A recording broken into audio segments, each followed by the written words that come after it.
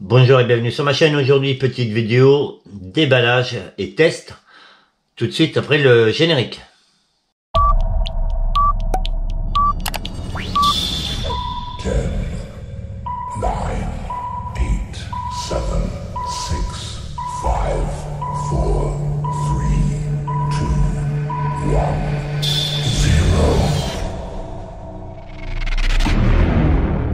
Reprise de la vidéo les amis, et oui, aujourd'hui petit déballage et test de la futeuse de chaîne de tronçonneuse de chez Parkside. Et comme vous pouvez le voir en arrière-plan, on est dans le garage, hein. Donc j'espère que l'éclairage sera suffisant. Et c'est parti pour le unboxing. Donc comme vous pouvez le voir, c'est la futeuse de chaîne à tronçonneuse de chez Parkside, le modèle PSG 85B2. Donc j'ai acheté cette affûteuse parce que en ce moment j'utilise pas mal ma tronçonneuse. Hein, j'essaierai de mettre le lien de la tronçonneuse dans la description. Et au fait, faire affûter une chaîne de tronçonneuse chez un professionnel, ça coûte au moins 7 € et ça peut vite chiffrer. Donc j'ai acheté cette affûteuse à 24,99 € chez Lidl. Et je vais là je vais faire le déballage avec vous et on va faire un petit test sur une chaîne qui est désaffûtée. Et on va voir ce que ça donne. Allez, c'est parti. Donc on va faire le déballage. Hop. Oh putain. Donc on peut le voir sur la boîte, hein, 85 watts, 5000 tours, 1,50 m de câble. Et voilà, ça a l'air garanti 3 ans. Est-ce que c'était TÜV? Est-ce que c'est TÜV?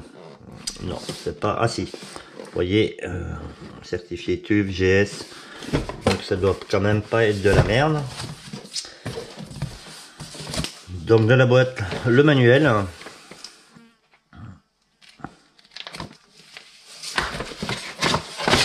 Du papier. Il y a les accessoires, les butées et tout le train-train. Et voilà.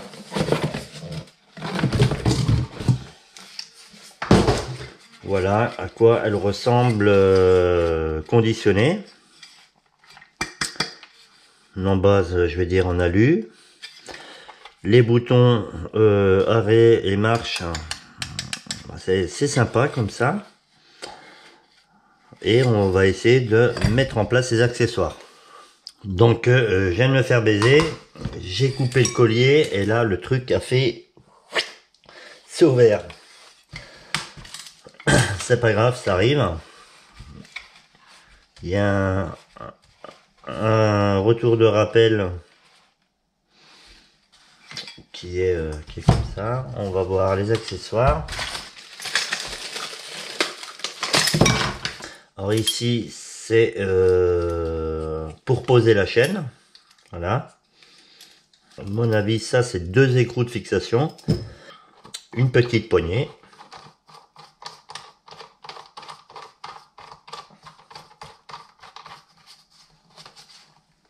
Voilà. Ça doit être réglage de la butée. La butée de profondeur, hein, quand la machine descend. Elle vient en butée ici. Pour l'instant, ça a l'air simple.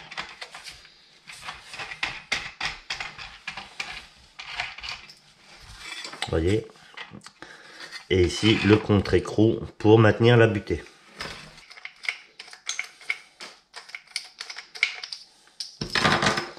Alors il y a un écrou, je sais pas si vous verrez là, qui est là. Donc on va mettre ça là-dedans. Et on va mettre, voilà. Ça permet avec la graduation ici de respecter l'angle, hein.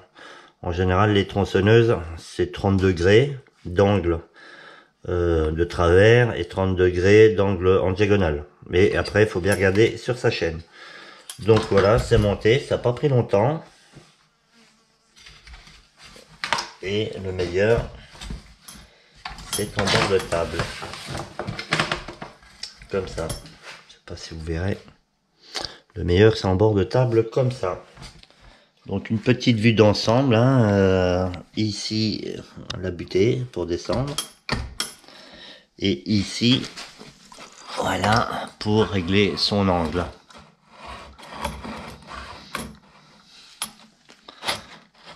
Alors il y a 30 degrés à gauche, 30 degrés à droite, hein, ça dépend dans quel sens on affûte. Donc, je l'ai jamais fait. Donc ici, ceci c'est la butée de la chaîne. Donc on va bien mettre en place la chaîne. Donc ici on a les dents. Il faut le mettre dans le bon sens, hein, comme on taille comme ça. C'est vraiment un test. On met la chaîne en place pour qu'elle puisse coulisser normalement. Je vais régler ici à 30 degrés, pile poil, ici. Et quand je voudrais retailler les maillons, des autres dents, ben, je tournerai la butée. Voilà. Donc j'ai fait tous les réglages. Alors je suis embêté, je suis honnête. La chaîne elle a l'air trop petite pour serrer correctement. Donc j'ai bien réglé la butée ici avec l'écrou et tout. Et je maintiendrai bien ma chaîne en place le temps de l'affûtage. Bon, on verra bien.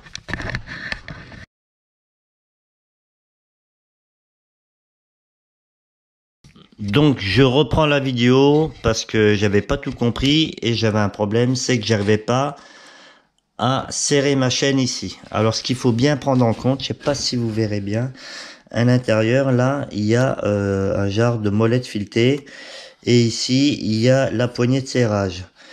Et au début c'est pas réglé le serrage, donc il faut, vous allez le voir, décaler en appuyant sur le rouge. Ça vous fait tourner la poignée sans toucher à la molette. Et ça permet après de pouvoir resserrer. Voilà, ça c'est super important. Je sais pas si vous m'avez bien compris, mais moi ma chaîne ne tenait pas au départ parce que pour moi ça tenait pas là. La chaîne elle bougeait. Donc bien faire gaffe à ça. Je sais pas si vous le verrez mieux comme ça. On décale et ça permet, voilà, que la molette ici ne bouge pas et ça vous permet d'augmenter votre serrage. Voilà. Donc entre les problèmes de batterie, les problèmes de serrage, donc je me répète, bien penser à faire le réglage de la patte de maintien de la chaîne, autrement ça bouge et comme moi auparavant je savais pas, donc c'était pas correct. Bien penser à régler votre butée et après bien penser à régler l'angle selon la dent que vous utilisez. Quand vous avez fait vos réglages, vous repérez la première dent et vous faites tous les dents de ce côté à 30 degrés et après vous pivotez et vous tournez les autres dents. Voilà. On va refaire un petit test. Donc là je desserre. Ok. Ma chaîne bien. J'arrive, je mets.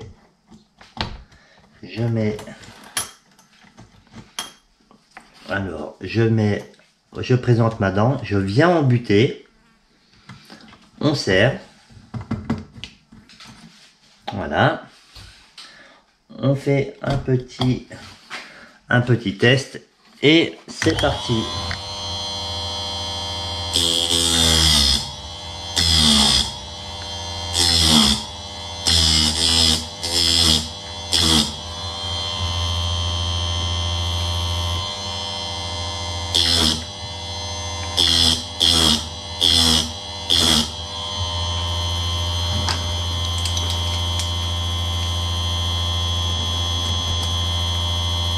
Allez, je vais faire les autres.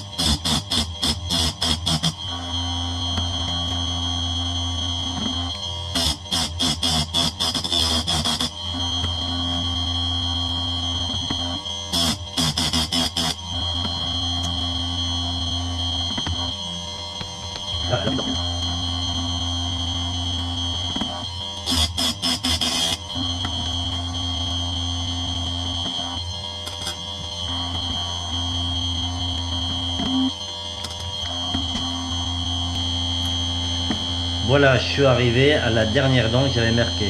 Maintenant, je vais faire dans l'autre sens. C'est parti.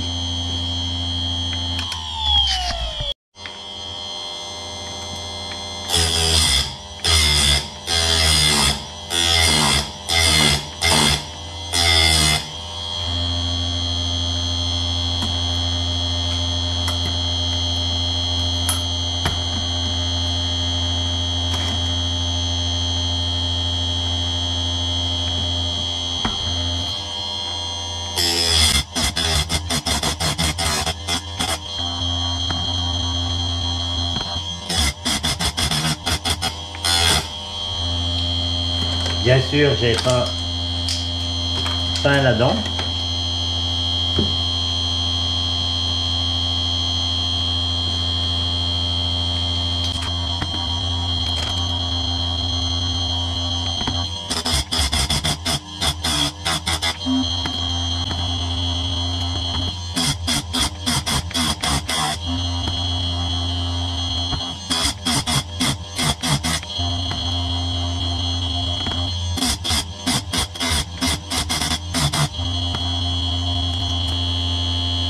Et la dernière dent.